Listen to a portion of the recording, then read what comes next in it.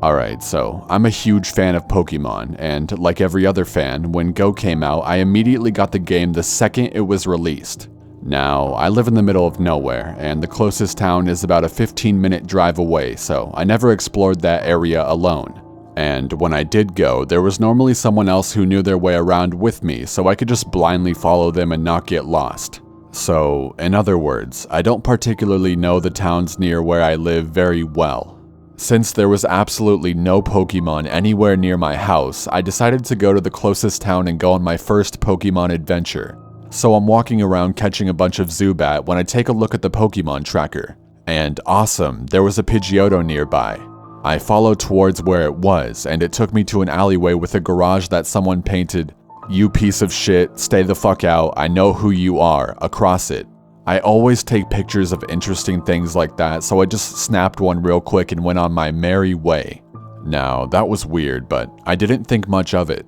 I just figured the people who lived there were having a problem with a thief or a squatter, and it was broad daylight, so what's the worst that can happen, right? So, a few steps later, my phone vibrates and I found the Pidgeotto. As I hold the phone up to catch it, I hear a rapid crunching on the gravel behind me. I turn to look and this fat old scruffy man who looked like a straight hill jack is running at me. He screams, "Now I told you to stay the fuck away!" And I could see something metal in his hand. I forget the Pidgeotto and run for my life. I ran straight for Joby's, which is a store that is a hybrid of a pawn shop, a yard sale, and a junkyard. There are always these big, intimidating, but friendly hillbillies that hang around and work there. So I figured I might as well fight fire with fire. By the time I get there, the hillbillies can tell just by looking at me that something was up. "What's wrong?" the oldest of them asked me. I think he's the manager, but I'm not entirely sure. I explained what happened, leaving out the fact that I was playing Pokemon Go because, technology is evil and Thomas Edison was a witch. "Don't you worry, you can hide out here and we'll make sure no crazies come and get you," he told me. I stayed and looked around at the piles of junk for sale. There was no sign of the guy. So, to repay them for their help, I ended up buying a dog crate from them for about $20. Now, after that ordeal, I go across the street to start heading back to my car. I look at my phone to see what time it is, and lo and behold, the Pidgeotto was still there, locked in battle with me. I took a picture of it, with Joby's off in the background. You can even see all the shit they have for sale off to the right of the Pidgeotto. After all that, I threw a Pokeball at it and the game froze on me and crashed due to the servers being down. I say fuck it and give up and go home. Hours later, when the server was finally back up, I saw that not only did the game register that I caught the Pidgeotto, it also glitched and said that I didn't use any Pokeballs when I did. So, at least in the end, something good came out of all this mess.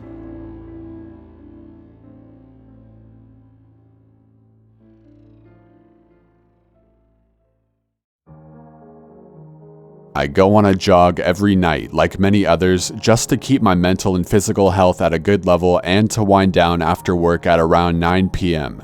Anyways, a few days ago I was taking my usual route, and now that Pokemon Go is out, there were quite a few people of all ages out and about near the parks, parking lots, golf courses, etc. Very populated and well-lit places. It was nice seeing others outside for a change, especially at night. I'm a 16-year-old girl, so not much more to explain about that. Again, there were people of all ages, including children as young as 5 or 6 from around the neighborhood roaming around. There was also a pretty shady car that was driving around the area. I don't call it shady because of the type of the car, color of it, or anything that would indicate that it was a pedo car because there was really nothing that stood out about it. However, they would drive very slowly when they came around. I scratched the worst case scenarios out of my head because nothing really has ever came from me worrying. I figured it was just someone being cautious because they knew kids might not notice the cars coming in the road, or maybe it was a parent making sure their kid was getting along or something like that. I shrugged it off and forgot about it. About halfway through where I walk, all of the parks and stuff cut off to where it's basically just houses and churches. As I was walking by one of the churches, I noticed a group of young kids, like very young, we're talking the ages of 5 to 7 here, that must have lived in some of the houses nearby, gathered up in the parking lot of this church. I figured it would be smart to keep an eye out for them, plus I was pretty tired from jogging and just really wanted to sit down. I kept an eye on them for about 15 minutes. Then that car I mentioned earlier rolled through even slower than before. Now I was beginning to get suspicious. They began driving up and down the street for a while before pulling into the church parking lot.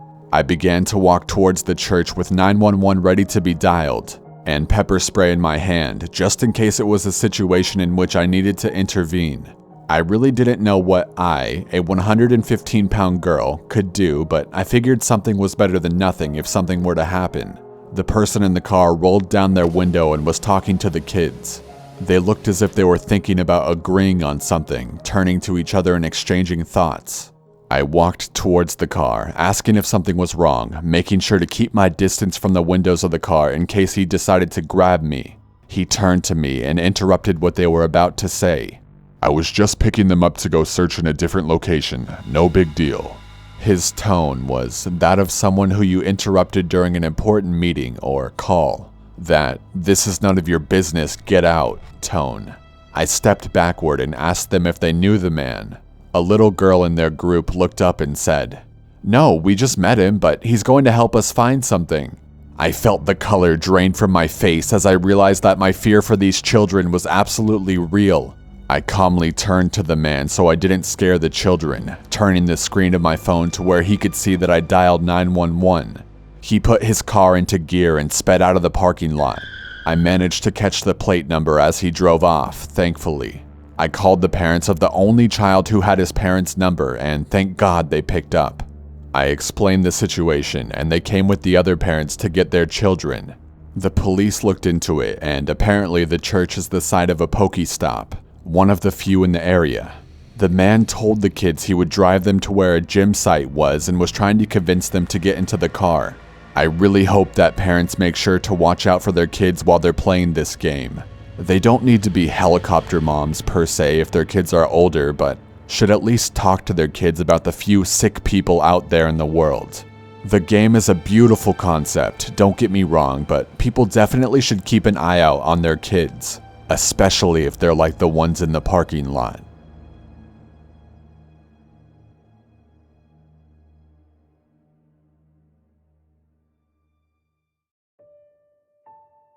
To start off, I'm 16 and female, and I just got home after being followed. As I'm sure everyone knows, Pokemon Go has taken the attention of everyone after its release.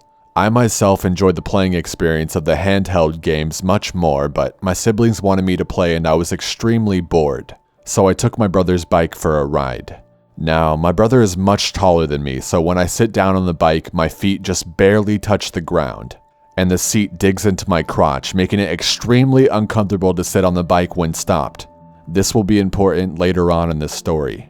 So I locked up the house, keeping the key on a lanyard around my neck, setting off towards my friend's neighborhood as it was an easy 5-minute ride.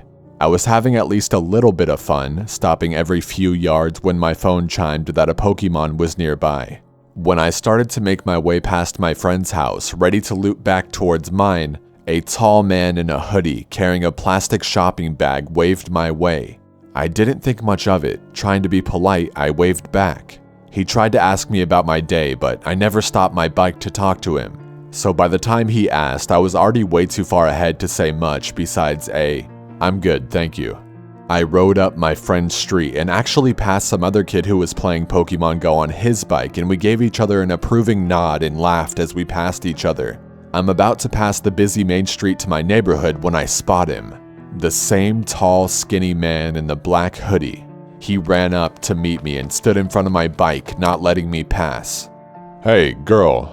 What, are you doing donuts around the block?" He was trying to make small talk. I tried my best to smile. "No, just out for a short bike ride in this nice weather." At this point, I put my hand on my pocket as he was making his way to stand at my side, which had my phone. "Hey, do you mind sharing that water? I just came back from the community center after pumping some iron." He lifted his scrawny arms up and down, leaving the plastic bag on the ground. I looked at its contents. A gallon of milk, some beer bottles, and something wrapped in a paper bag. I got a bit nervous at this point and wanted to leave as I was quite uncomfortable from standing on top of my bike for this long. But I refused to get off and give this guy a chance at whatever he wanted. "Oh, that's cool." I pretended not to hear his question as I didn't want to anger him by denying his request. "That's a nice bike you got. Maybe we should ride around together. You know, my house isn't too far. I live in the apartments up the hill." "Nah, man, this isn't even my bike. I'm borrowing it. I have to give it back soon and I can't ride it again for a long time." Not complete bullshit, it was my brother's bike. "What do you mean, nah?" He looked irritated at this point and was reaching for something in his pocket. I felt trapped at this point. He was on my left and to my right was a busy street with cars flying by. But it's not like any of them could see me as the trees at the corner we were on covered us from their view. And I was utterly uncomfortable with the bike seat digging into me. I was about to make another bullshit reason why I couldn't go with him when my phone chimed, signaling to me that a Pokemon was near. At this point, I used this to my advantage. I picked up my phone and pretended to read a text. "Oh, man, my sister wants me back. It seems my dad's home." Then I started to ride off in the same direction that I came from. He said something as I left, but I didn't quite catch it. I pedaled fast as hell to my friend's house, flying down her street and skidding into her driveway. I threw my bike into her backyard and hid on her back porch. I was hoping she'd be home, but I didn't see anyone inside. I didn't want to try going back towards my house if that guy was still there, but I couldn't wait long. Outside it was getting way too hot and I'm not used to being out of the house. I have some pretty bad depression which leaves me to sleep all day. Just my luck that the one day I decide to go outside, some fucking creeper finds me. I called up my other friend who lived about 3 minutes away, and no answer. I texted another who lived about 5 minutes away. She wasn't home, but her sister was. She has to be. She always is. Her house was pretty close to mine, on the same street that guy was on, but I had to take that chance. I waited about 2 minutes before I flew to her house. Again, throwing my bike into their backyard before pounding on the door to get in. The gods must hate me because there was no answer. I looked up the street and saw the guy wandering around. He was looking for me. I hopped their fence and hid in their yard. I'm sure they wouldn't mind. I spent another 5 minutes looking through the hole in their fence, watching the guy walk up and down the street. Right when he turned to look for me down another street, I picked up my bike and bolted across the main road, almost getting hit by a car, and unlocked my house, throwing my brother's bike into the garage and locking the house back up. I was panting and looking out the window. I've been sitting here writing this for a good 30 minutes by the window and he hasn't walked by. I think he gave up on me. So I wasn't that into Pokemon Go, and after this I don't think I'll ever play it again. I should have just taken a nap like I usually do.